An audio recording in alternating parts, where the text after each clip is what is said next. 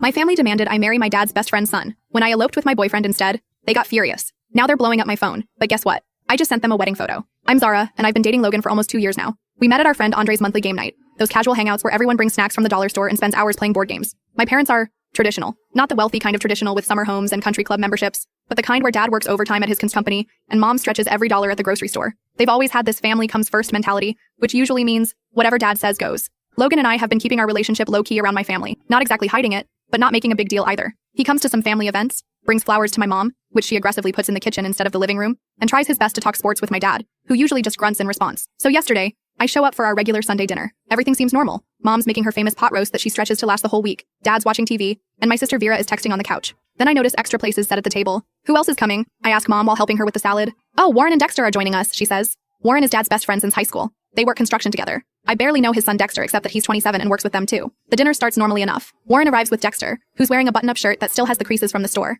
My mom keeps serving him the best pieces of meat while giving me these weird, meaningful looks. Vera keeps kicking me under the table and widening her eyes like she knows something I don't. Then, between the pot roast and Mom's box mix brownies, my dad clears his throat. Zara, Warren and I have been talking. I'm already getting that weird feeling in my stomach. You know the one. When you just know something bad is coming. Dexter here is ready to settle down. Warren jumps in, beaming like he's announcing a lottery win. And we thought, what better match than our two families coming together? I nearly choke on my water. What? It makes sense. My dad continues, not even looking at me. Warren and I are expanding the business. Dexter's going to take over his father's part eventually. You two would make a good match. I'm sitting there, fork frozen halfway to my mouth, while Dexter stares at his plate, looking about as comfortable as I feel. The brownie in my mouth turns to sawdust. I'm dating Logan, I say, stating what everyone at this table already knows. My mom waves her hand dismissively. Oh, honey, that's just a young girl's fancy. We're talking about your future here. Your mother's right, Dad adds. Logan's a nice enough kid, but he's not going anywhere. Dexter here has a real future in the business. I look at Dexter, who's still fascinated by his brownie. He hasn't said a word this entire time. Warren's grinning like he just solved world hunger. And my parents are looking at me expectantly. This is insane, I said. I'm not marrying Dexter. I love Logan. My dad's face does that thing where it turns slightly purple. This isn't about love, Zara. This is about family and future. As I'm heading for the door, I hear my dad.